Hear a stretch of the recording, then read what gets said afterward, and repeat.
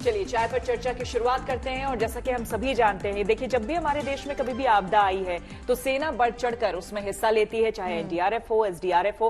कितनी खबरें हम पढ़ते हैं। तो वायनाड से जुड़ी ये खबर आपको बताते हैं, जहां पर आपको बता दें वायनाड में आपको याद होगा 10 दिन चले रेस्क्यू ऑपरेशन का आज समापन हो गया है। और इस दौरान स्थानीय लोगों ने तालियां बजाकर भारत माता का जय घोष कर जवानों का अभिनंदन किया और उनका सम्मान किया। 31 जुलाई को आई त्रासदी में 400 से ज्यादा लोगों की मौत हो गई थी। इसके बाद राहत बचाव कार्य में भारतीय सेना ने बेहद अहम भूमिका निभाई। वायनाड में जिंदगी को फिर पटरी पर लौटाया गया और आज सेना के इसी शौर्य और जज्बे को न सिर्फ वायनाड बल्कि पूरा देश सलाम कर रहा है।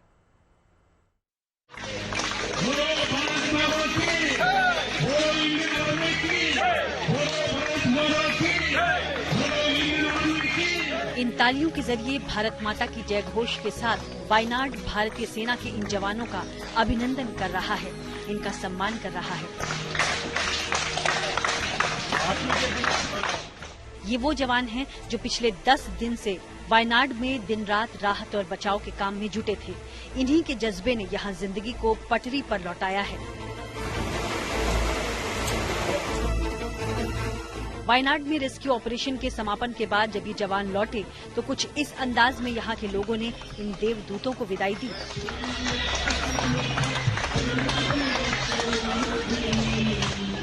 टेरिटोरियल आर्मी की 122वीं इन्फेंट्री बटालियन को माउंट टेबोर स्कूल के स्टाफ ने सम्मानित किया। ये वही जगह है जहाँ ये जवान रेस्क्यू मिशन के दौरान रुके थे।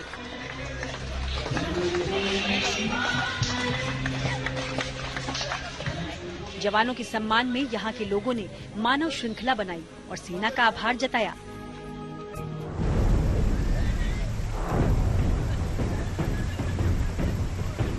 इकतीस जुलाई की रात भारी बारिश के बीच 4 घंटे के भीतर आए 2 लैंडस्लाइड ने यहाँ मुंडकई, चुरालमला, अट्टामला और नूलपुलजहा गांव में भीषण तबाही मचाई थी।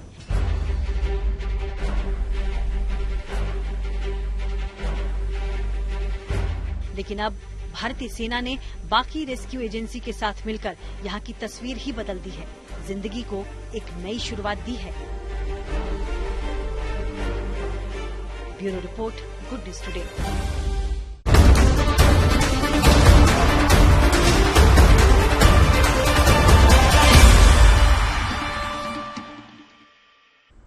देखिए, शुरुआत में शगुफ्ता ने ताली बजवाई थी हमारे खिलाड़ियों के लिए, लेकिन एक ताली हमारे इन जवानों के लिए भी बनती है। और वो इसलिए क्योंकि ये जवान जहां लोगों की सहायता कर रहे हैं, वहीं एक जवान ओलंपिक से हमारे लिए खुशखबरी भी लाया है। बात हम नीरज चोपड़ा की कर रहे हैं।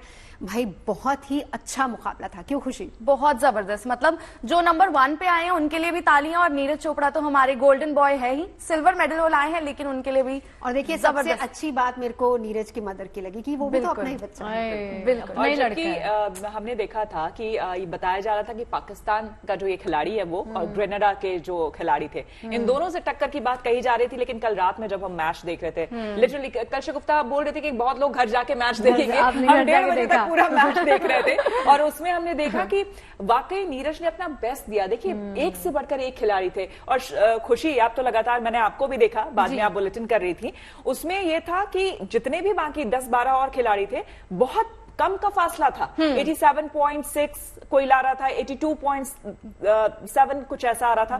तो उतने में भी नंबर 2 पर आ पाना, नीरज का सिल्वर ले पाना बहुत बड़ी बात है।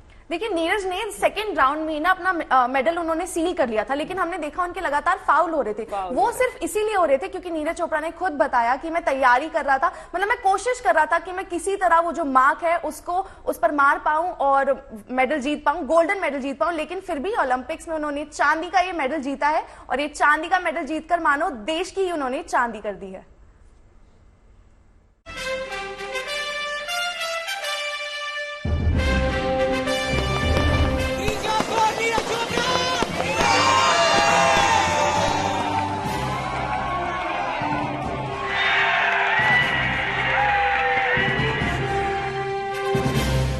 पेरिस से लेकर पानीपत तक पूरे देश को जश्न मनाने का ये मौका दिया है सेना के ही एक जवान ने।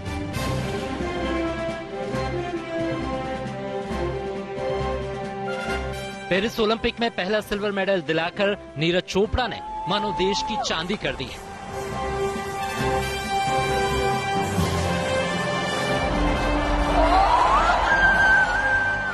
टोक्यो ओलंपिक में देश को गोल्ड मेडल दिलाने वाले नीरज चोपड़ा ने पेरिस ओलंपिक में सिल्वर मेडल जीतकर इतिहास रच दिया है। वो ओलंपिक में गोल्ड और सिल्वर जीतने वाले पहले भारतीय एथलीट बन गए। नीरज चोपड़ा भारतीय सेना में नौकरी करते हैं। उन्हें राजपूताना राइफल्स में जूनियर कमीशन्ड ऑफिसर यानी जेसीयू के पद पर नियुक्त किया गया था। दक्षिण एशियाई खेलों में उनके प्रदर्शन के बाद उन्हें सेना में नौकरी दी गई थी और बाद में टोक्यो ओलंपिक में गोल्ड मेडल जीतने के बाद उन्हें प्रमोट करके नायब सूबेदार बना दिया गया। और सेना के इस जवान ने पेरिस ओलंपिक में भी भारत का परचम लहरा दिया। जाहिर है जिसके बाद पेरिस से लेकर पूरे देश में जश्न का माहौल छा गया। बहुत बहुत खुशी हो रही है। नीरज ने बहुत मेहनत करी है, पूरे इंडिया को प्राउड फील कराया। We are so happy. बहुत खुशी है, बहुत खुशी। बड़ा मजा आया देख के। I mean, Nadeep played really well, but Neeraj did great. You know, like he did his. Very proud of him. Actually, he won gold before, and now it's a silver. We are very, very proud of him. Neeraj Chopra ने हमारा दिन बना दिया और हमारे Paris का success हो गया आना। फिटनेस की दिक्कतों के बावजूद नीरज चोपड़ा ने पेरिस ओलंपिक में शानदार प्रदर्शन किया। नीरज का 89.45 मीटर का थ्रो रहा, जो उनका इस सीजन का बेस्ट थ्रो है। इसी के साथ उन्होंने सिल्वर मेडल पर कब्जा कर देश का मान बढ़ाया। नीरज ने क्वालिफाइंग राउंड में 89.34 मीटर भाला फेंका था। दूसरे ओलंपिक में भी हम मेडल जीत पाए हैं जैवलिन में, ये हमारे लिए बड़ी खुशी की बात है। लगातार हम लोग मतलब दूसरे देशों को फाइट दे रहे हैं, ये बहुत अच्छी बात है। सारा परिवार और सारा गांव बटड़ा होकर अच्छी तरह करेंगे, चूरमे के साथ भी, और अच्छा करेंगे। लगातार 2 ओलंपिक में मेडल जीतकर नीरज ने जो परचम लहराया है, उसको लेकर उन्हें हर तरफ से बधाई मिलने का सिलसिला जारी है। पेरिस से राहुल रावत, पानीपत से शाजिया अब्बास और अमित भारद्वाज के साथ bureau report, good news today.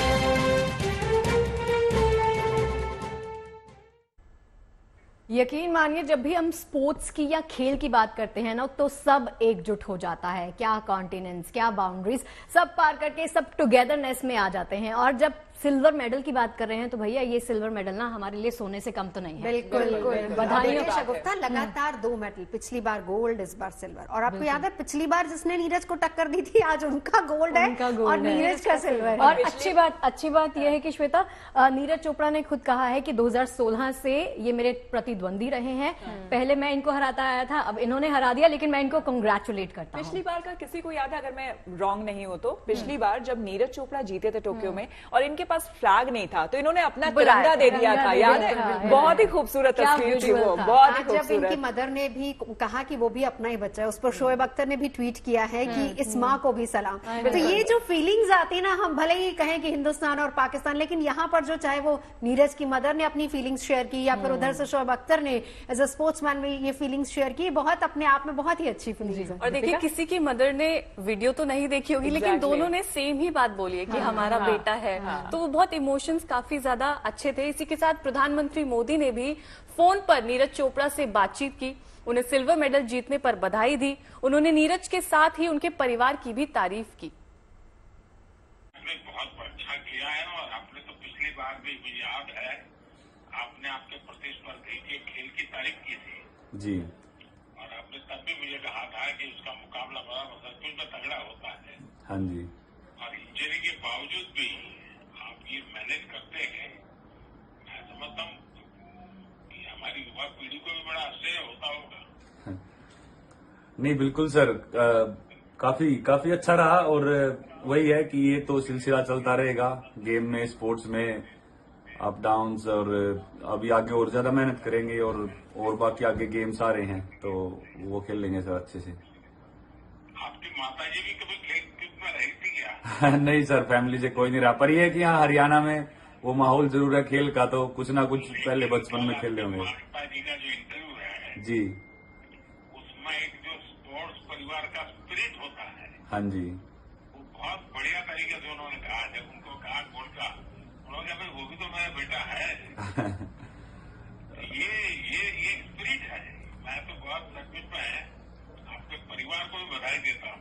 नहीं बिल्कुल सर, क्योंकि ये स्पोर्ट्स में सर वही है। हाँ सर, स्पोर्ट्स में अप डाउन वो चलता है। अब ऐसा काफी अपना दिन रहता था, भगवान अपने साथ होता था कि हम गोल्ड जीतते थे, और गेम में वही है कि अब अरशद ने जीता है तो वही है, जिसका दिन होता है सर उसी को मिलता है वो उस दिन। तो जैसा हमारा टोक्यो में था। लेकिन आप लोगों की मेहनत होती है और आप बहुत कड़ी मेहनत करते हैं। बिल्कुल सर। अपनी इंजरी के बाद भी जो मेहनत किया है ना, वो वाकई बहुत ही अद्भुत है। वाकई जो प्रधानमंत्री ने बात कही और खुशी हम लोग जो कर रहे हैं कि कल 10-12 लगभग खिलाड़ी थे, लेकिन उसके बावजूद नंबर 2 पे बने रहना और इतना हाई स्कोर भी करना जितना तक पहुंचा था उनका, वो काबिले तारीफ है। बिल्कुल, और उसके बाद भी ये सोचना, क्योंकि नीरज यही कह रहे थे कि मैं यही सोच रहा था कि मुझे बेटर करना है। मैंने 90 मीटर अब तक मारा नहीं है, लेकिन मैं उस वक्त यही सोचा था कि काश मैं कर जाऊं या मैं कर पाऊं, तो वो यही कोशिश कर रहे थे। बिल्कुल, देखिए थोड़ी सी कसक तो जाहिर सी बात है रहेगी, क्योंकि वो डिजर्व भी करते थे जितनी मेहनत वो करते हैं, लेकिन उसके बावजूद उन्होंने यही कहा है कि वो आगे मेहनत करते रहेंगे और इससे भी बेहतर प्रदर्शन वो आगे करके दिखाएंगे। बिल्कुल, नीरज चोपड़ा का कहना है कि खेल में उतार चढ़ाव आते रहते हैं, लेकिन मेहनत के दम पर कोई भी मुकाम हासिल किया जा सकता है और वो भविष्य में और मजबूती से उभरेंगे। ये वो कंधे हैं जिन्होंने भारत की उम्मीदों का भार उठाया, और सबसे बड़ी बात ओलंपिक्स में भार के साथ उन उम्मीदों में ये खरे भी उतरे। Neeraj Chopra double Olympic medallist, Tokyo Olympics के गोल्ड मेडलिस्ट और यहाँ यानी पेरिस ओलंपिक्स में सिल्वर मेडल। नीरज, सबसे पहले तो आपको बहुत बहुत बधाई। बट मैंने आपसे अक्सर काफी बार बात हुई है, इंटरव्यूज हुए हैं, मीडिया कॉन्फ्रेंसेस देखी हैं। आज जब आप मेडल जीतने के बाद आए, आपके चेहरे पे मैंने इतने इमोशंस कभी नहीं देखे। ऐसा लगा कि कुछ आप कहना चाह रहे हैं, कुछ इमोशनली थोड़े चार्ज्ड अप लगे। कुछ उसका कोई स्पेसिफिक रीजन? बस कहीं ना कहीं ये लग रहा था कि जो आज बिल्कुल कंसिस्टेंसी है ठीक थ्रो लगी, लेकिन आज मैटर करता था। आज वो दिन था जब 90 मीटर का क्वेश्चन पूछा जाता है बार बार कि आज वो निकले वो थ्रो। आज निकलनी थी वो, पर कोई बात नहीं, शायद यहाँ पे भी भगवान को यहाँ पे भी वो निकलवानी थी। अब वो कहाँ होने वाली है वो पता नहीं, लेकिन खैर जब अरशद ने थ्रो किया और वो थ्रो था तो अजीब सा बिलीव था कि हाँ करेंगे, आज का दिन है। वो नहीं हो पाया, लेकिन फिर भी वही है कि अपने कंट्री के लिए मेडल जीता है और अपना फ्लैग लेके ग्राउंड के चक्कर लगाए हैं, तो वो तो चीज़ हमेशा हो रहेगी। लेकिन हाँ बिल्कुल, जो अपना टाइटल डिफेंड करना और जो सभी की उम्मीद थी गोल्ड वाली, तो वो वही है कि मैं उस पर ये बताना चाहूँगा कि कोई बात नहीं, स्पोर्ट्स है, अप डाउन है, और किसी दिन काफ़ी टाइम से अपना दिन रहा है, हमेशा जीतते हैं और हमेशा विश्वास रहा है सभी को, और वो विश्वास पे खरा भी उतरा हूँ। आज शायद अपना दिन नहीं था, और जो भी है इसको एक्सेप्ट करके हम आगे की तैयारी करेंगे और आगे फिर से ये टक्कर तो चलती रहेगी। बिल्कुल, ये टक्कर चलती रहेगी। मैं आपको बता दूं, पता नहीं आप खैर गिनते नहीं होगे क्योंकि मेडल्स आप जाते हैं, कॉम्पिटिशन्स में जाते हैं, आपको तो गोल्ड की आदत सी हो गई है। बट मैं, क्योंकि आपने अरशद नदीम का जिक्र किया, आपने उनकी हमेशा से बहुत तारीफ करी है। अक्सर ऐसा हुआ है, लोग इंडिया वर्सेस पाकिस्तान करते हैं, पर आपने हमेशा अरशद नदीम को डिफेंड भी किया है। 7-0 था आज कंपटीशन से पहले, आपने 7 कॉम्पिटिशन्स में उनके साथ पार्टिसिपेट किया और आपने 7 बार उनसे बेहतर फिनिश किया है।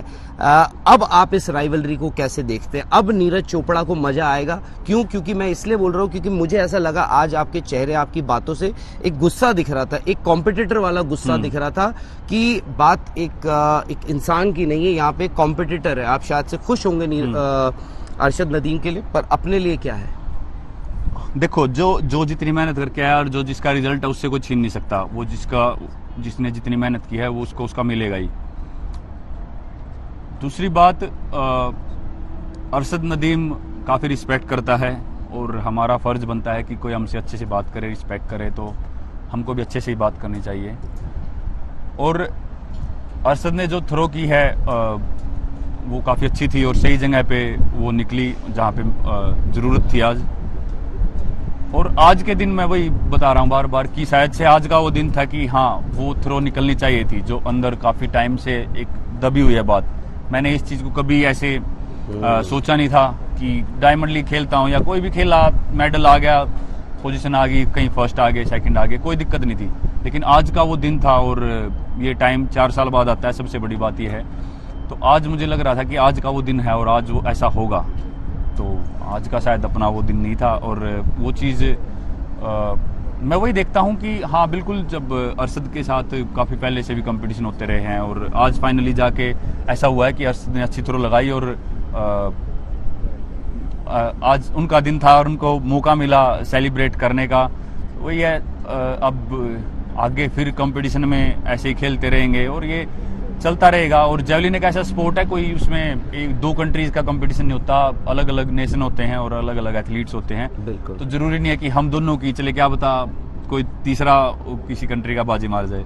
ये बस एक आखिरी सवाल, मुझे पता है क्योंकि देर रात हो गई है, बस एक आखिरी सवाल, क्योंकि ये बहुत एक टेक्निकल स्पोर्ट भी है। एक ग्रॉइन इंजरी आप कैरी कर रहे हैं इतने वक्त से, सर्जरी चल रही है, बस जाते जाते एक छोटा सा उस ग्रॉइन इंजरी के बारे में उसने कितना लिमिट किया है?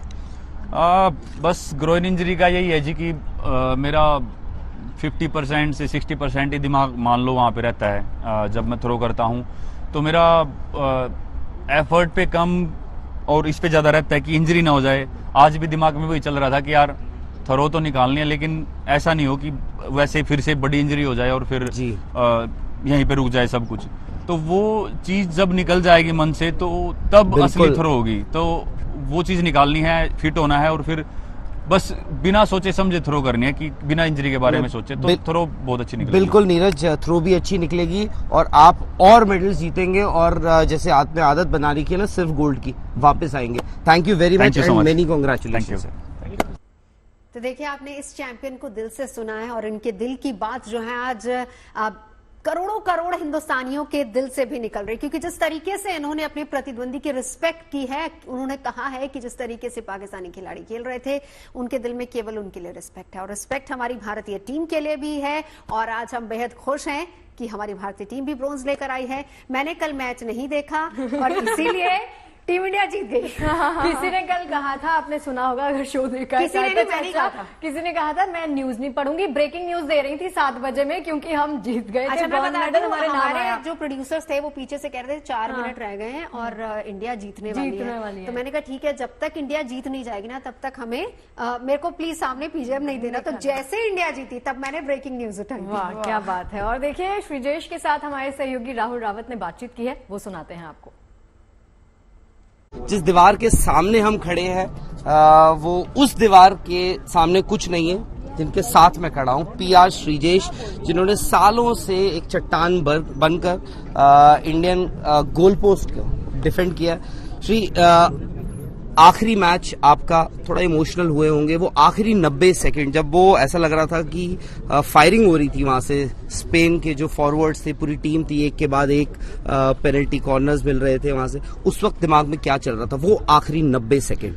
देखा, वो 90 सेकंड ऐसा नहीं था कि इमोशन को अपना सिर में बढ़ने के लिए टाइम नहीं देना है, आपको प्रेजेंस में रहना है, आपको करना है कि क्या नेक्स्ट, व्हाट इज नेक्स्ट।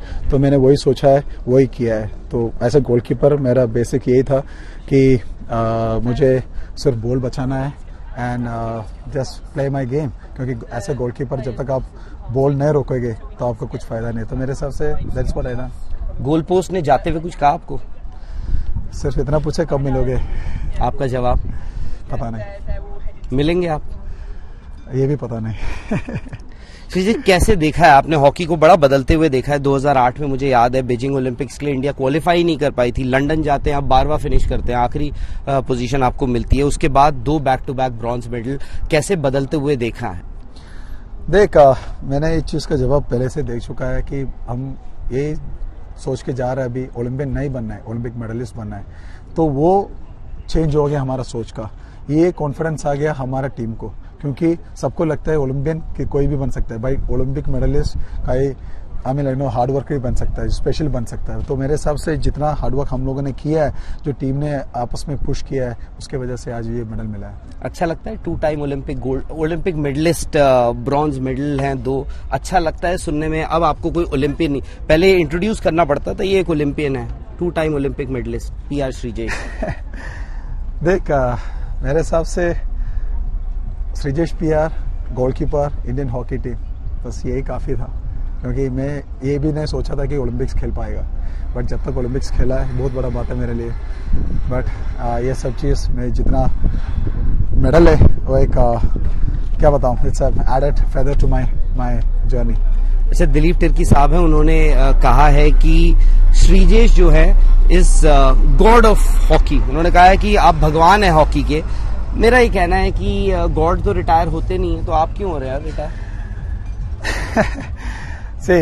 सब कुछ के लिए उसका एक टाइम होता है, तो मेरे हिसाब से this is the time, right time to say goodbye. Sreejesh, पता नहीं आप हॉकी को मिस करेंगे या नहीं करेंगे, हम आपको बहुत मिस करेंगे, इंडियन हॉकी आपको बहुत मिस करेगी, वर्ल्ड हॉकी आपको बहुत मिस करेगी। Wish you all the best and many congratulations Sreejesh, all the best. Thank you. और देखिए, पेरिस ओलंपिक में भारत की झोली में अभी तक 4 ब्रोंज और 1 सिल्वर आए हैं।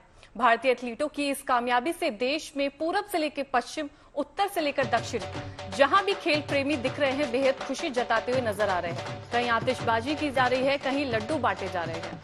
बिल्कुल, ऐसे में पेरिस की धरती पर ब्रोंज पाकर भारतीय हॉकी टीम का ऐसा जश्न भी सोशल मीडिया पर खूब वायरल हो रहा है, जिसमें गोलकीपर श्रीजेश का ये मस्ती भरा डांस उनके फैंस को बहुत खुश कर रहा है। तो जैवलिन थ्रोअर नीरज चोपड़ा के घर पर भी पूरा सेलिब्रेशन हुआ, जहां पर नीरज चोपड़ा की मां उनके बेटे की कामयाबी को लेकर लड्डू खाकर सेलिब्रेट कर रही हैं।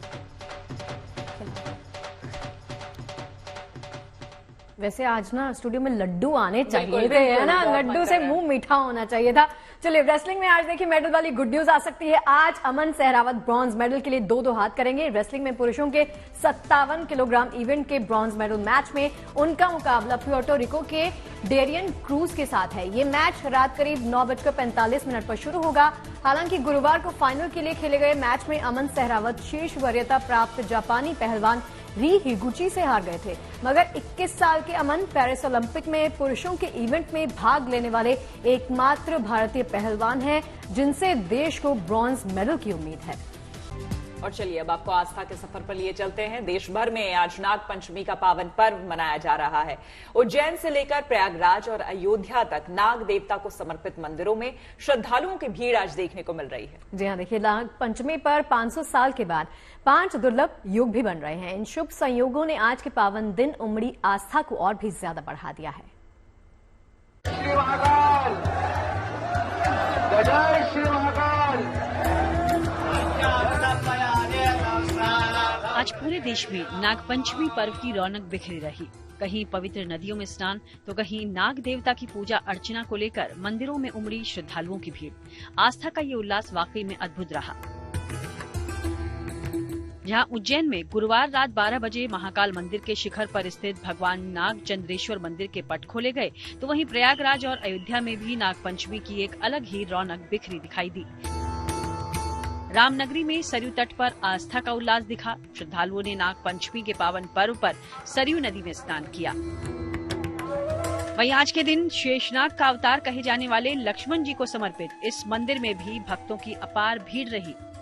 केवल लक्ष्मण मंदिर ही नहीं, बल्कि आज नाग पंचमी के पावन मौके पर राम मंदिर में झूलनोत्सव भी शुरू हो गया, जिसमें भगवान रामलला के अपने भाइयों के साथ मूर्ति रूप में रजत हिंडोली पर विराजित कराने की परंपरा है। अब एक पखवाड़े तक रोजाना यहाँ सांस्कृतिक संध्या सजाई जाएगी। हालांकि अयोध्या में मणिपर्वत पर कल ही सावन झूला मेले का आगाज हो गया, जिसके साथ ही रामनगरी के मठ मंदिरों में भी झूले पड़ गए हैं। इस बार नाग पंचमी का 500 साल बाद महत्व कई गुना ज्यादा बढ़ गया है, क्योंकि इस बार 5 शुभ संयोगों के साथ नाग पंचमी का पर्व आया है। इनमें शुक्र और बुध मिलकर लक्ष्मी नारायण योग बना रहे हैं, वहीं शनि अपनी राशि कुंभ में गोचर करते हुए शश योग बना रहे हैं।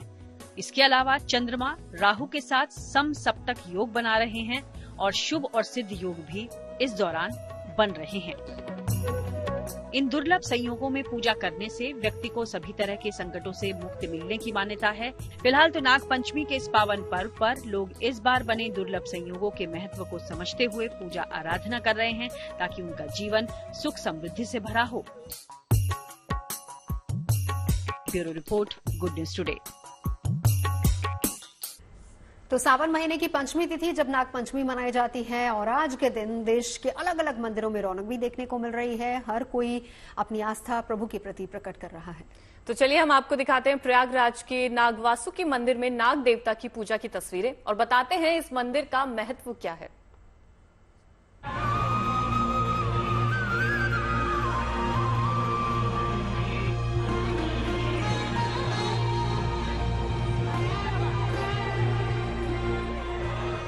सावन के महीने में प्रयागराज के इस मंदिर में श्रावण शुक्ल पक्ष पंचमी यानी नाग पंचमी के पावन अवसर पर यहाँ श्रद्धालुओं की भीड़ नागराज वासुकी की आराधना के लिए पहुँच रही है। मान्यता है कि नाग पंचमी के दिन यहाँ नागराज वासुकी की पूजा से काल सर्प दोष से मुक्ति मिलती है।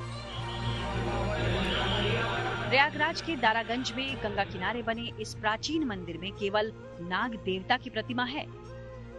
यहाँ धतूरा, बेलपत्र, माला, सारी जो भी शिव जी को चीजें चढ़ाई जाती है यहाँ चढ़ाई जाती है। खासकर दूध चढ़ाया जाता है।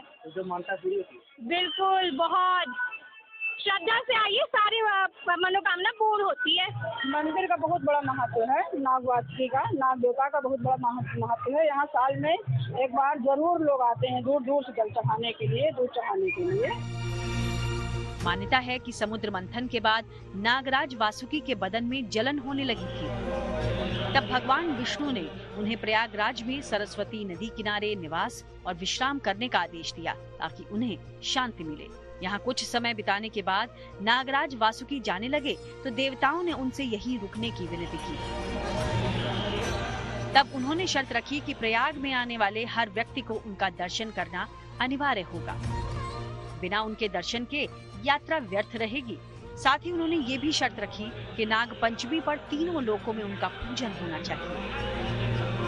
देवताओं ने उनकी शर्तें मान ली और नाग वासुकी प्रयागराज में रुक गए और इस मंदिर में विराजमान हो गए। भगवान वासुकी जी का जो है वार्षिक उत्सव के रूप में मनाया जाता है। हर वर्ष ये जो है नाग पंचमी का पर्व जो है दिन जो है जितने समस्त श्रद्धालु हैं नर नारी जो आते हैं भगवान वासुकी को गुड़ प्रसाद जो अर्पण करते हैं, अपने मनोकामना के लिए प्रार्थना करते हैं, भगवान वासुकी का मनोकामना पूर्ण करते हैं। सावन में नाग पंचमी पर यहाँ हजारों श्रद्धालु दर्शन पूजन के लिए आते हैं और नाग देवता से सुख शांति की कामना करते हैं। प्रयागराज से पंकज श्रीवास्तव के साथ bureau report, good news today.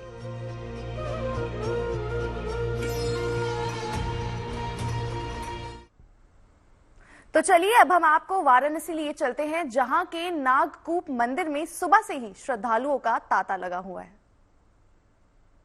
Shravan मास की शुक्ल पक्ष की पंचमी तिथि को नाग पंचमी के रूप में मनाने की परंपरा है और उज्जैन और नासिक के बाद काशी का जैतपुरा इलाका जहां पर नागकूप स्थित है और इसका जिक्र शास्त्रों और पुराणों में भी है।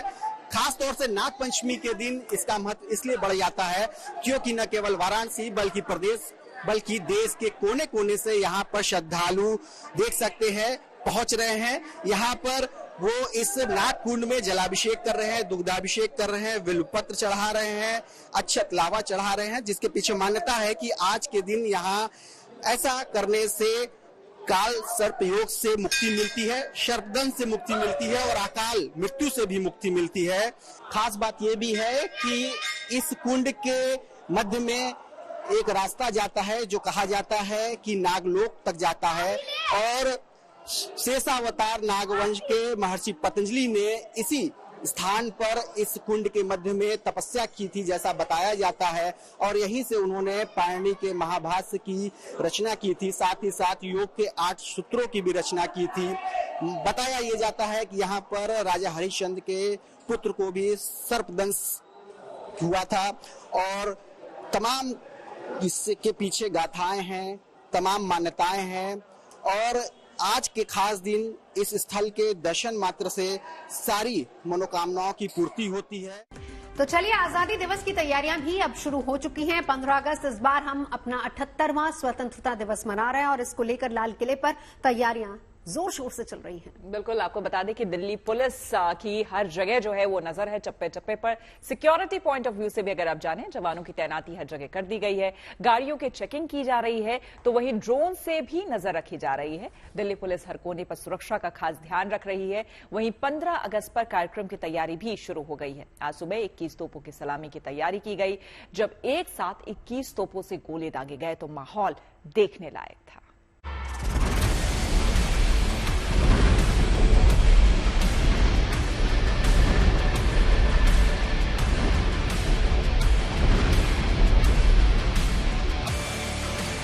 ये लगातार दूसरी बार है जब स्वतंत्रता दिवस के मौके पर स्वदेशी तोपों से सलामी दी जाएगी। ये लगातार दूसरी बार होगा जब लाल किले की प्राचीर स्वदेशी तोपों की धमक से गूंज उठेगी। 15 अगस्त को एक बार फिर स्वदेशी 105 mm लाइट फील्ड गन की ताकत दुनिया देखेगी।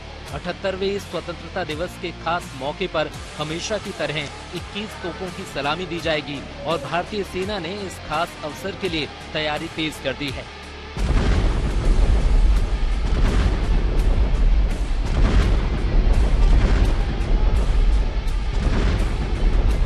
इन स्वदेशी तोपों ने ब्रिटिश पाउंडर तोपों की जगह ली है। ये पहली स्वदेशी तोप है जिसकी रेंज 17 से 20 किलोमीटर है और ये प्रति मिनट 6 राउंड फायर कर सकती है। 105 mm लाइट फील्ड गन भारतीय फील्ड गन का सबसे बेहतर संस्करण है। ये तोप -27 डिग्री सेल्सियस से लेकर 60 डिग्री तापमान तक काम करने में सक्षम है। स्वतंत्रता दिवस के मौके पर कोई चूक न हो, इसके लिए दिल्ली पुलिस समेत आला अधिकारी सुरक्षा के पुख्ता इंतजाम में जुट गए हैं। दिल्ली से शिवानी शर्मा और हिमांशु मिश्रा के साथ bureau report, good news today. Modi सरकार देश की महिलाओं को आत्मनिर्भर बनाने के लिए ड्रोन दीदी नाम का अभियान चला रही है। इस अभियान को सफल बनाने में हमारी आधी आबादी की अहम भूमिका है और अब इसी आधी आबादी की अगुवाई करने वाली महिलाओं को बड़ा सम्मान मिला है। ये ड्रोन दीदी अब दिल्ली में होने वाले स्वतंत्रता दिवस समारोह में भी शामिल होंगी।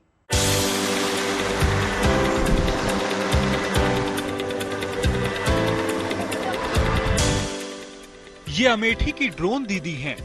सरकार से मिले इसी ड्रोन की बदौलत वो कामयाबी की नई गाथा लिख रही हैं। अब उनकी यही धमक ऐतिहासिक लाल किले पर भी नजर आएगी, जहां से वो देश की महिलाओं के लिए भी एक मिसाल कायम करेंगी। दरअसल देश भर से 75 ड्रोन दीदी को स्वतंत्रता दिवस के कार्यक्रम में शामिल होने के लिए न्योता मिला है। यानी प्रधानमंत्री नरेंद्र मोदी जब लाल किले से तिरंगा झंडा फहराएंगे तो वहां ये आधी आबादी की अगुवाई करने वाली महिलाएं भी नजर आएंगी। इसमें अमेठी से ड्रोन दीदी के नाम से मशहूर अंजना यादव का नाम भी शामिल है। लिहाजा उनके परिवार समेत पूरे इलाके में खुशी की लहर है। फोन आया है मुझे कि आपको दिल्ली जाना है, आप तैयार रहिए, और बहुत अच्छा लग रहा है मुझे दिल्ली जाने के लिए बुलावा आया है मुझे। सर बहुत गर्व महसूस हो रहा है कि इतने लोगों में मुझे चुना गया अमेठी से अकेले, और मुझे जाने का मौका मिला, तो मैं बहुत उत्साहित हूँ वहाँ जाने के लिए। स्वयं सहायता समूह में काम करने वाली अंजना यादव यहाँ के गयास ससुर गांव की रहने वाली है।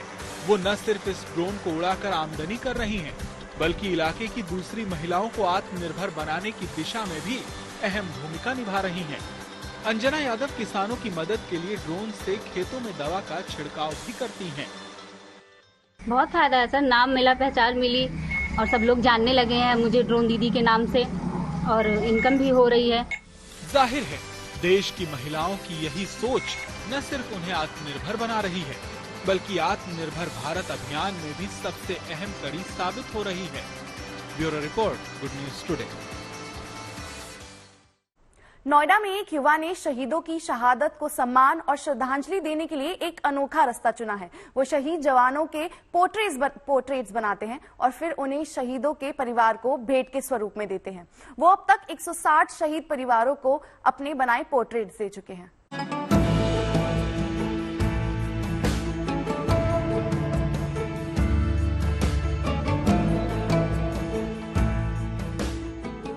ये है नोएडा के हुंताश वर्मा, जो शहीदों के पोर्ट्रेट बना रहे हैं। हुंताश ने न सिर्फ शहीदों के पोर्ट्रेट बनाए हैं, बल्कि शहीदों के परिवारों को उन्होंने ये पोर्ट्रेट दिए भी हैं। वो अब तक शहीदों के करीब 160 परिवारों को अपने बनाए पोर्ट्रेट दे चुके हैं। हुंताश ने शहीदों को इस तरह से श्रद्धांजलि देने का ये रास्ता 2014 में चुना था। उनके पिता ने उन्हें इसकी प्रेरणा दी और पिता के जाने के बाद इससे पिता की आखिरी इच्छा मान हुंताश अपने काम में जुट गए। मैं पिछले करीब 10 साल से देश के जितने भी वीर गति प्राप्त जवान हैं उनके पोर्ट्रेट्स बना के उनकी फैमिली को देता आ रहा हूं। अभी तक अक्रॉस दी कंट्री मैंने 165 से भी ज़्यादा पोर्ट्रेट्स पहुंचाए हैं और इस इनिशिएटिव का नाम है पोर्ट्रेट्स ऑफ पेट्रियट्स।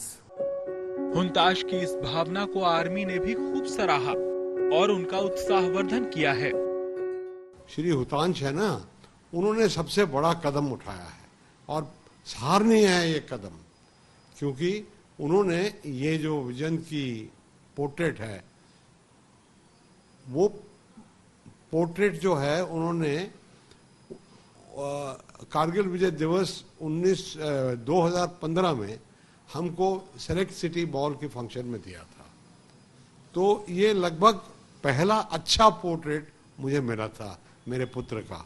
तो मैं इतना बेहद खुश हुआ था कि अभी तक मैंने इसको ताला चाबी में रखा हुआ था। देश के लिए जिन्होंने जान गंवाई है तो देश के लोगों की भी जिम्मेदारी है कि उनकी शहादत को याद रखें और उन्हें अपने दिल में स्थान दें।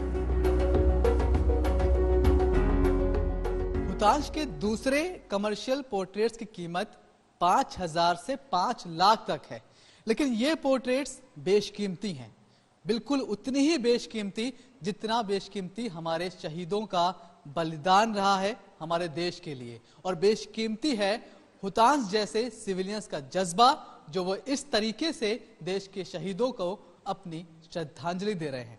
हम सलाम करते हैं ना सिर्फ इन शहीदों को बल्कि हुतांश जैसे आम सिविलियंस को भी।